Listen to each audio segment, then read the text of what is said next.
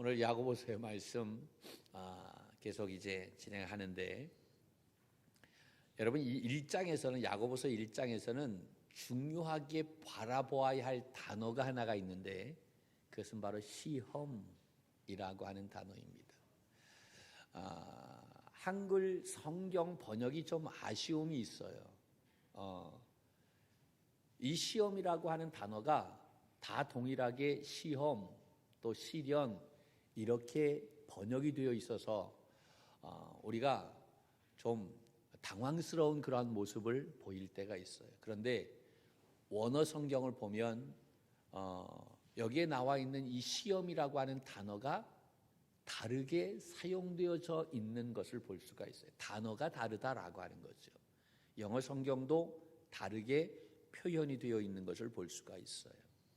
특별히 1장에서는 시험 또 시련이라고 하는 단어를 주의 있게 보아야 되는데, 2절에서부터 12절까지 우리 한번 설교했지요. 그리고 오늘 12절서부터 15절까지 말씀을 보았는데, 13절에서부터 15절까지 말씀 속에 나와 있는 시험이라고 하는 단어가 앞에 있는 단어하고 뒤에 있는 단어, 앞에서 나와 있는 시험과 뒤에서 나오는 시험이라고 하는 단어가 다르다라고 하는 이야기입니다. 자, 2절에서부터 12절까지 우리가 성경을 보면 거의 이제 동그라미에서부터 동그라미까지 이렇게 보잖아요. 그런데 동그라미가 11절까지 되어 있어요. 12절서부터는 새로운 동그라미가 되어 있죠. 그런데 우리가 끊기를 어디까지 끊어야 되냐면 12절까지 보아야만 됩니다. 이 12절까지 이 2절에서부터 12절까지 나와 있는, 여기에 나와 있는 이 시험이 거의 같은 의미의 시험인 거예요. 그리고 13절 이후에 나와 있는 시험은 또 다른 시험이다라고 하는 거지요. 여러분이 성경에 잘 표시를 해 두면 좋겠다 생각을 합니다. 그러니까 2절에서부터 12절까지 말하는 이 시험은 좀 다른 말로 얘기한다면 고난이라고 이야기할 수 있어요. 뭐라고요? 고난. 그리고 시련이라고 하는 말이 나와요. 시련이라고 하는 말은 테스트라고 하는 그러한 말인 거예요. 자, 여러분들이 성경을 보면 2절 말씀을 보면, 내 형제들아 너희가 여러 가지 무엇을? 시험. 이 시험을 다른 말로 고난이라고 쓰면 되겠어요. 고난. 그리고 3절 말씀에 보면, 이는 너희가 믿음에 뭐라고 얘기하고 있죠? 시련이라고 되어 있죠. 이 시련이라고 하는 말은 테스트라고 하는 거예요. 여러분, 우리가 학교에서 테스트 하지요. 한 학년 마치면 테스트합니다. 그 다음 단계 넘어가기 위해서 하나님이 우리를 테스트합니다. 우리의 믿음의 단계를 테스트한다. 하나님께서 테스트하실 때에는 다음 단계를 준비해 놓고 테스트하시는 거예요. 잘 들으셔야만 됩니다. 오늘 이 말씀 놓치면 안 돼요. 제가 아주 최선을 다해서 쉽게 설명을 할 텐데, 자, 그 다음에 12절 말씀을 보면, 12절 말씀에 보면 뭐가 나오냐면 시험이라고 하는 단어가 나오죠. 거기도 동그라미 치세요. 그러니까 2절에서 나오는 시험과 12절에서 나오는 시험은 같은 단어입니다. 고난이라고 하는 의미가 담겨져 있고, 3절에서 시련이라고 하는 단어가 나오죠. 그리고 12절도 뭐가 나오냐면 시련이 나와요. 그 시련과 시련도 같은 의미. 그러니까 시련을 영어로 얘기하면 뭐라고 얘기했다고요? 테스트. 테스트는 누가 주시는 것이냐? 하나님이 주시는 거예요. 그러면 고난이라고 하는 것은 바로 뭐냐? 밖에서 우리에게 주는 고난인 거예요. 내가 신앙생활을 하다 보면 억울한 일을 당해요? 많이 당해요? 많이 당하지요. 그때 우리는 그것을 시험이라고 얘기합니다. 여기에 표현대로 사용하면 시험인데, 그것을 다른 말로 얘기하면 고난이라고 이야기하는 거예요. 2절에서 나와 있는 시험과 12절에서 나와 있는 고난. 이해가 되시죠? 그리고 하나님이 우리의 믿음의 단계를 평가하실 때 그때를 우리 시련이라고 이야기하는 거예요. 그걸 테스트라고 이야기합니다. 그런데 다른 그러한 이 단어가 있어요. 13절에서 나오는 말인데 13절 사람이 무엇을 받을 때? 시험을 받을 때. 여기서 말하는 시험은 단어가 달라요. 원어에서 보면. 근데 한국 번역은 다 시험으로 돼 있어서 그 시험이 그 시험인지 똑같이 본단 말이에요. 근데 같지가 않다라고 하는 거죠.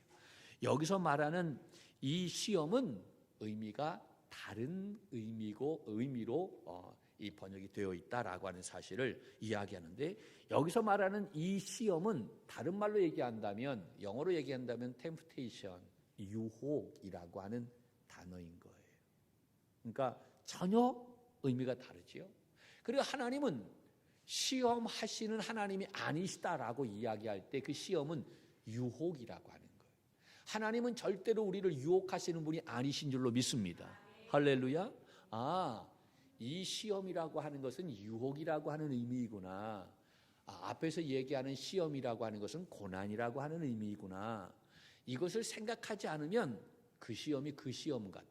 그래서 헷갈린단 말이에요. 그러니까 이것을 잘 알아야 된다라고 하는 사실이지요. 우리가 앞에서 이야기하는 시험을 당할 때 우리는 넘어지지 말아야 될 줄로 믿습니다. 우리가 예수 그리스도를 믿다가 당하는 여러 가지 많은 어려움들이 있어요. 그럴 때 그 시련이 올 때에 시험이 올 때에 우리는 낙심하지 않는 우리 믿음의 종들이 되기를 주님의 이름으로 축복합니다. 그 시험은 어떻게 해야만 되느냐면 기쁘게 여겨라 라고 그렇게 말씀하고 있어요. 그러니까 우리가 예수 그리스도를 믿을 때 좀 정확하게 믿어야 되겠다라고 하는 거예요. 어설프게 예수 믿지 말고 좀 정확하게 예수 믿는 믿음의 사람이 되어야 한다라고 하는 거예요. 생각이 달라야 된다라고 하는 거예요.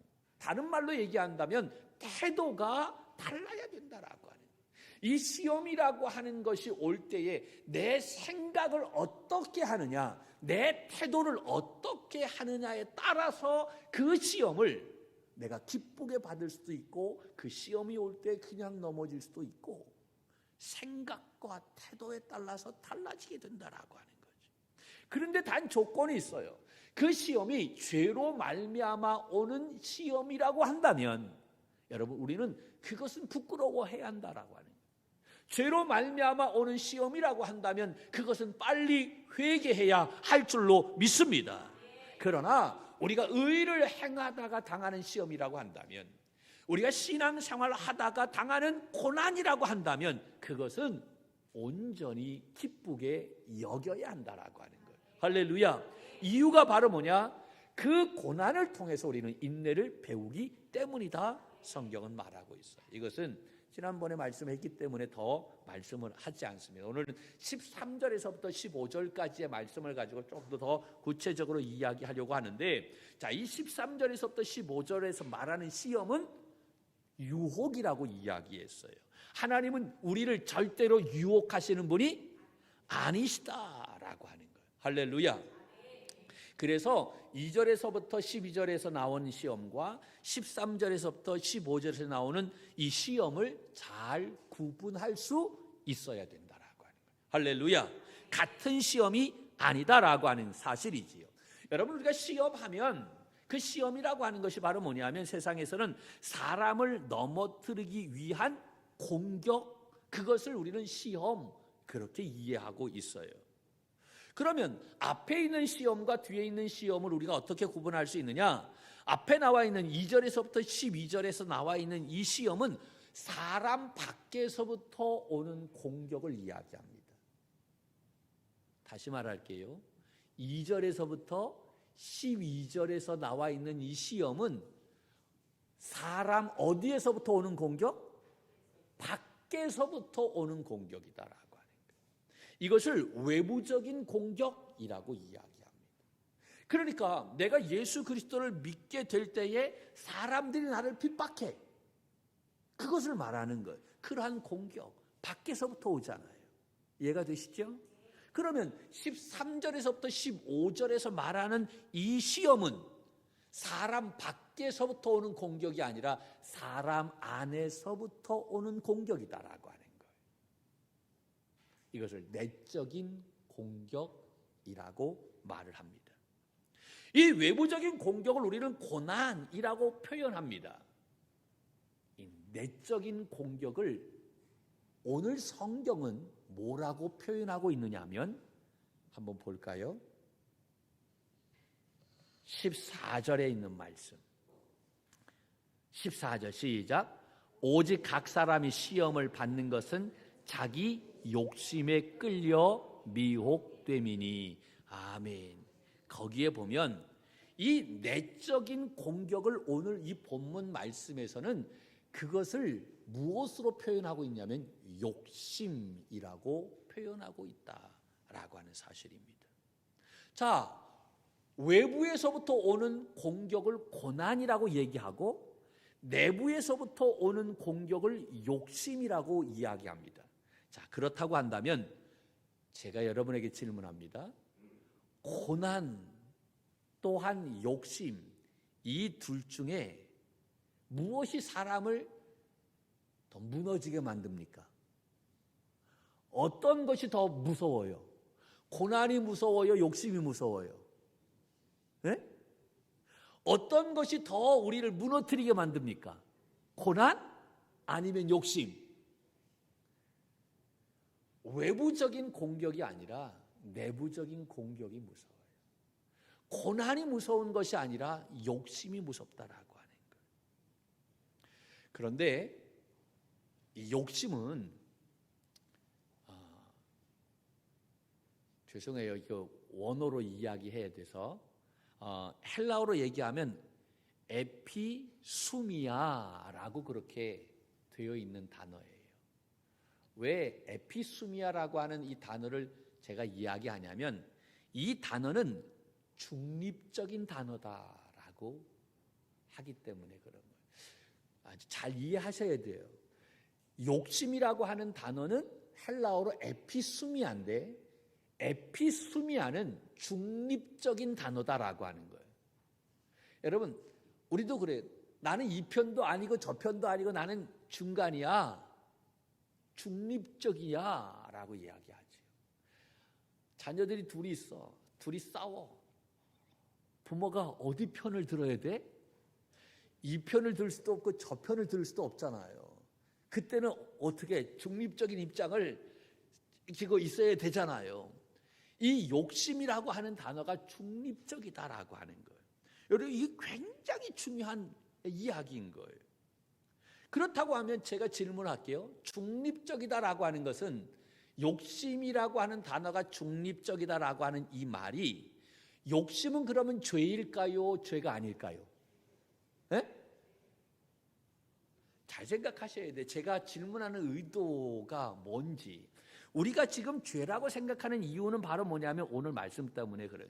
욕심이 잉태한 즉 죄를 낳고 죄가 장성한 즉 사망을 낳는다. 오늘 15절 말씀에 이야기해서 이 욕심은 죄야 라고 이야기합니다. 그런데 여러분, 이 원어의 욕심, 이 그 단어의 의미는 중립적이다고 얘기해서 중립적이다라고 하는 것은 욕심이라고 하는 그 자체는 죄가 아니다라고 하는 이야기예요. 여기까지 되어졌죠? 따라왔어요? 성민아 따라왔니? 성구가 따라왔어? 욕심이 죄야 죄가 아니야? 죄가 아니야. 욕심은 죄가, 욕심이라고 하는 자체는 죄가 아니다라고 하는 거예요. 그래서 우리가 그런 얘기도 하니 거룩한 욕심이 있어요, 없어요? 있어요. 거룩한 욕심이 있어요. 거룩한 욕심. 여러분, 이 욕심이라고 하는 이 신약적인 이 단어를 구약적인 단어로 우리가 번역을 한다면, 그러니까 헬라어를 히브리어로 번역을 한다면 어떻게 번역을 할 수 있을까? 이것은 시편 42편에 나와 있는 1절 말씀에 나와 있는 말씀. 여러분 한번 볼까요? 여러분들이 어떻게 표현해야 맞을지 한번 여기서 찾아보세요. 같이 한번 읽어보죠. 42편 1절 시작. 하나님이여 사슴이 시냇물을 찾기에 갈급함같이 내 영혼이 주를 찾기에 갈급하니이다. 아멘. 이 욕심이라고 하는 이 신약적인 표현을 구약적인 표현으로 번역한다면 어떠한 단어로 바꾸어 쓸 수 있느냐? 갈급하다라고 하는 거. 수준이 있어요. 우리는 욕심이 뭐라고요? 갈급하다라고 하는 거. 갈급하다. 갈급하다라고 하는 것은 무엇인가 내가 원한다라고 하는 거예요. 내가 갈망한다라고 하는 거예요. 이거 누구 핸드폰인지 참 좋아. 이러한 핸드폰 내가 갖기를 갈망해. 그렇잖아요. 우리 친구들은 아이폰 갖기를 갈망하잖아. 남들은 다 가지고 있는데 나만 이거 꾸진 거 가지고 있으면 너무나 속상하잖아. 그러니까 그걸 갈망하는 거예요. 그런 의미다라고 하는 거지요. 이 말이 욕심이라고 하는 말을 다른 말로 얘기한다면 갈망한다라고 하는 이 말인데, 이 말이 얼마나 강력한가 하면 무엇인가 원하는 힘은 무엇인가를 딱 잡는 순간 거의 끌려가게 되어 있다라고 하는 거예요. 저도 마찬가지예요. 예전에 그 핸드폰 하나 구하려고 우리 아버지가 사주셔야지. 그런데 그거를 좀 얻어내기 위해서, 그때는 우리는 나이키 신발이었어요. 제가 다닐 때 저는 그때 고무신 신었거든. 그래서 나이키 신발을 신기를 원해가지고 고무신에다가 나이키 이렇게 그려가지고 다녔어. 우리 집사람이 알지. 그래서 얼마나 그 신발을 가지기를 갈망했으면. 그 신발은 살 수가 없고 돈이 없으니까. 그러니까 고무신에다가 나이키를 이렇게 그려가지고 그 정도로 갈망했다라고. 거기에 한번 사로잡히게 되면 끌려간다라고 하는 거예요. 헤어나오지 못한다라고 하는 거예요. 그러니까 내가 무엇을 잡느냐라고 하는 것이 굉장히 중요하다라고 하는 사실이지. 욕심이 무엇인가를 간절하게 갈망해서 무엇을 잡느냐에 따라서 그것이 죄가 되어질 수가 있고 그것이 죄가 되지 않을 수 있다라고 하는 것입니다. 욕심이라고 하는 그 자체는 죄가 아니다라고 하는 거지요.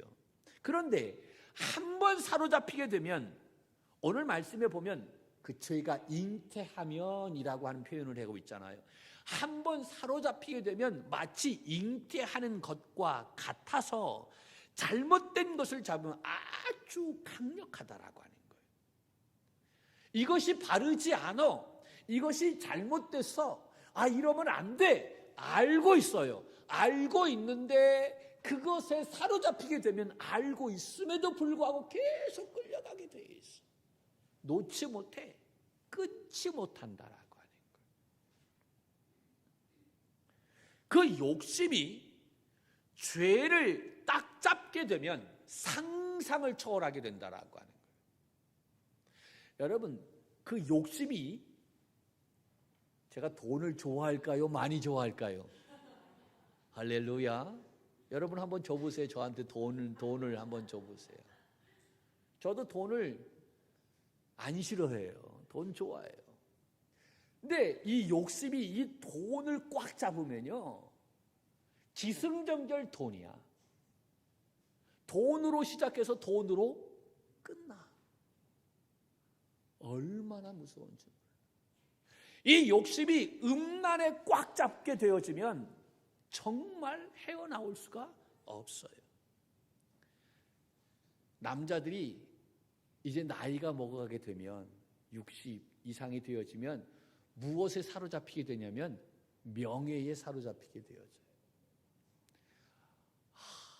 돈도 있겠다, 뭐 지위도 있겠다. 근데 나중에는 이 명예 그거 하나 따려고 얼마나 발버둥치는지.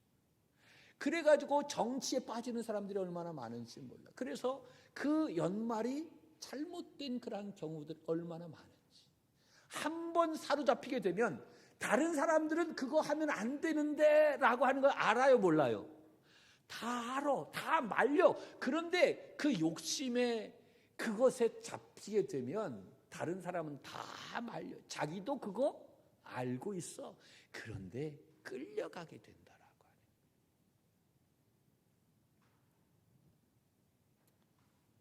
여러분, 이거를 누가 알고 있냐면 사단이 귀신같이 알아요. 이 사단이 이 욕심이 얼마나 강력하다라고 하는 것을 잘 알기 때문에 이 욕심을 이용해서 우리에게 유혹한다라고 하는 거예요. 오늘 말씀이 그러한 이야기인 거예요. 그래서 그 간절한 것이 죄된 것을 딱 붙잡게 되면 그것이 완전히 그쪽으로 빠지게 되는 거예요.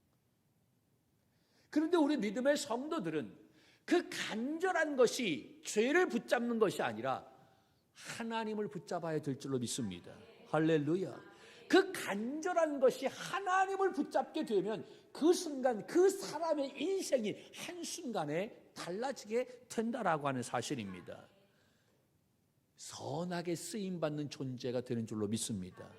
이렇게 쓰임받게 되기를 주님의 이름으로 간절히 축복합니다.